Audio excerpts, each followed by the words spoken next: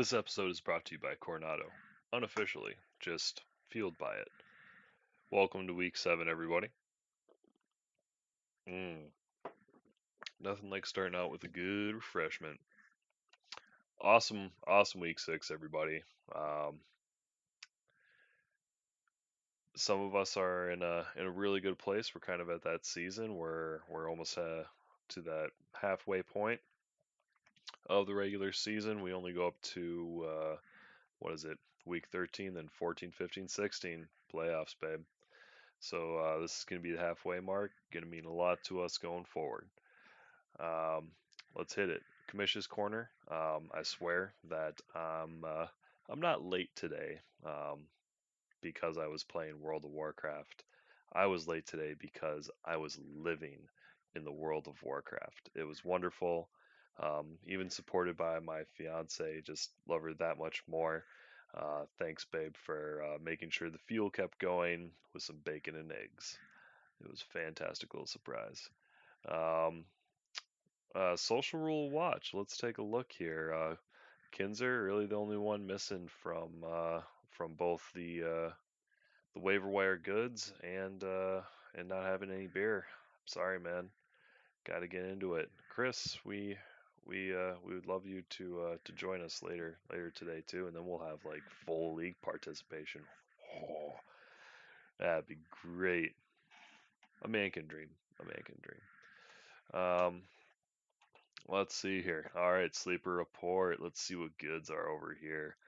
Best manager goes to my opponent this week, Mr. Kai Halverson, Project Napalm, outscoring setting your perfect possible lineup and scoring max points, 124. Good on you for knowing your team, bud.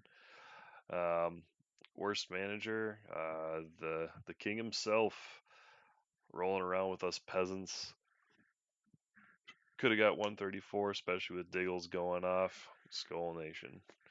Hopefully Kirk can keep this life up. Biggest blowout, Steve's opponent. Kinzer scoring 162. Was that like the highest on the week? Might have been. Yeah, 162. Nothing to be done there. At least he took out one of our lowest scores. That much I can appreciate. Wow, the fact that this is the narrowest victory just goes to show how ridiculous these matchups were.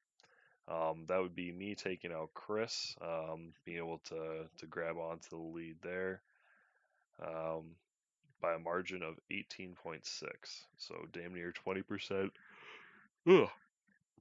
Wow, that's still only 132 to 111, and still close enough.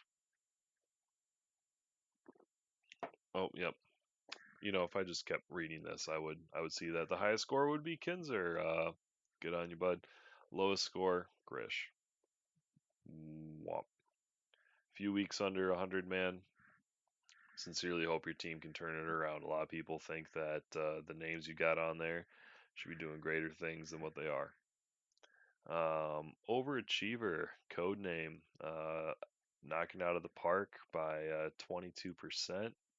152 over your projection.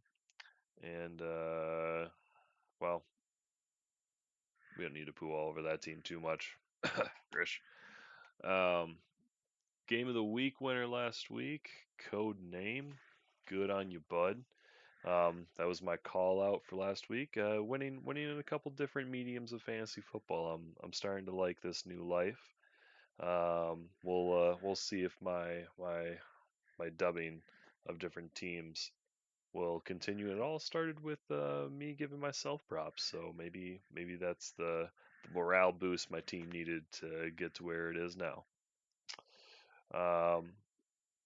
Who is your big winner? Oh, I feel like this is a closer game than Chris and I's, but wow, Tebbe had a couple opportunities coming in, scooping up on Cody. Guess those mega quarterbacks didn't pull you through this time, bud. That's pretty much what it is. When you have over 50 points between two positions almost every week, that helps. But I think it was most recently that Jarvis Landry said, "Talent wins games, but a team wins championships." Love that.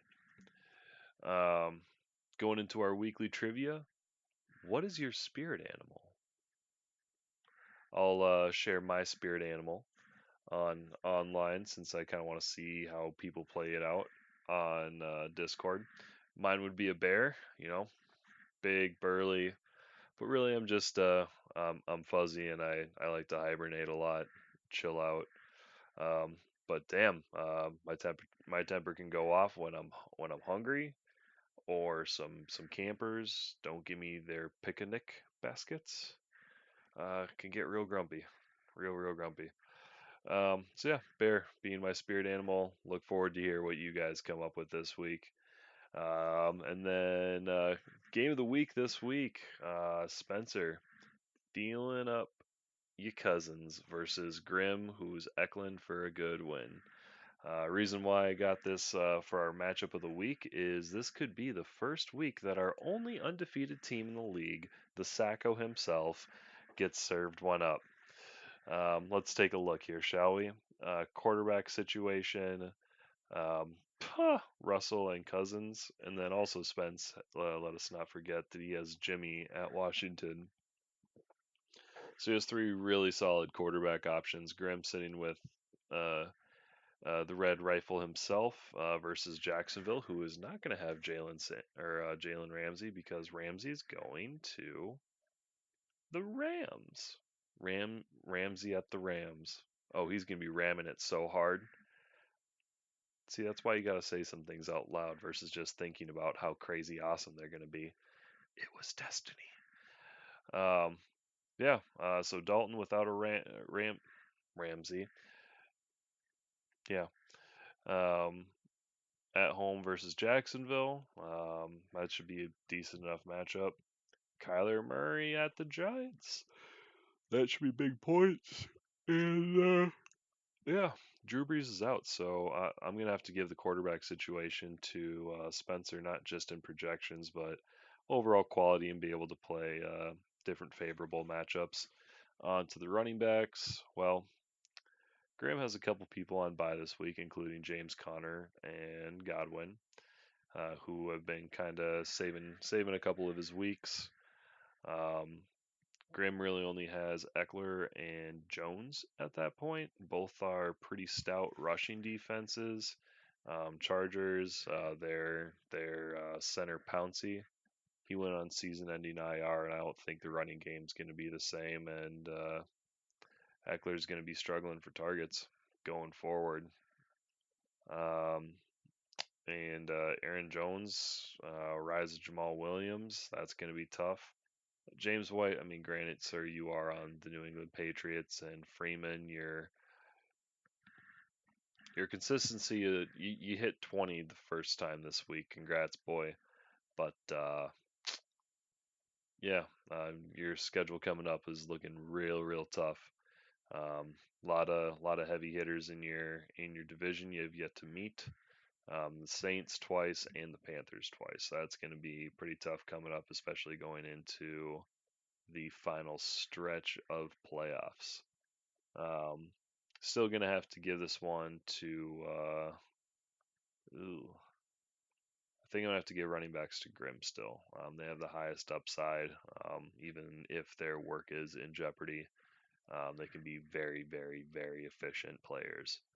Um, Going to the wideouts, Grimm rocking that Michael Thomas life, and that's oh, Thomas and Sutton. Thomas at Chicago, Sutton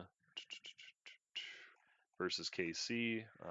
Pretty good matchup for Sutton. Thomas, I'm very interested to see Bridgewater just feed the shit out of him to wreck the Bears at home. That's what I really want to see. Ooh, Spencer with the counter on Tyler Boyd. Andy Dalton being the starter, clearly. The Theilen Cousins stack, like you do. Um, and I'll include Cooper Cup in that wide receiver core. Yeah, I'm gonna have to give it up to Spencer for both the wide receiver core and also the flex spot because Grim doesn't have enough people to fill out his roster right now and is going to have to go fishing for somebody on the waiver wire.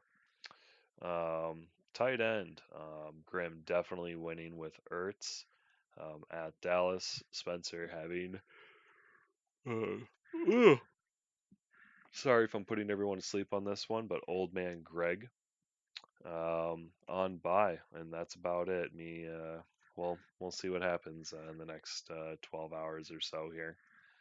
All right, and so overall game of the week, gonna have to give it up to Spence. Definitely has the highest ceiling on point total, and we'll see what happens, eh? Oh, and something we haven't had. I'm gonna wrap up with something we haven't had in a real long time. That's gonna be the burn of the week. This is 2 weeks in a row now that we've been able to get off on burn of the week. Proud of you guys. Let's keep it up. Burn of the week this week is Tebbe tongues the Titans tears.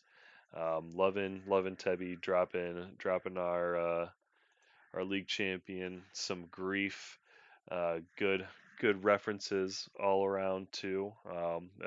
Speaking of which, I do need to watch that South Park episode of World of Warcraft since I've dabbled into the life now and thoroughly enjoying it. Having a good time with some of the boys from back in the day on Discord. Well, that is going to be about it for me tonight. Good luck this week, everybody. Um, Hope you all have a good one. Oh, week 8, please come through. Um, come on over to my place for our week 8 meetup right in the middle of the season. Figured it'd be a good time for us to get together. Ain't got shit going on anyways, cause it's the end of October. Whoop-de-doo. Hope to see as many people there as can make it, and then also I'll be giving out everyone's beer for the midpoint of the season because I do not want to try to hang on to all of the beer for the whole season. My fiance might not bring me breakfast while I'm gaming anymore. With that being said, adieu. Talk to you guys later.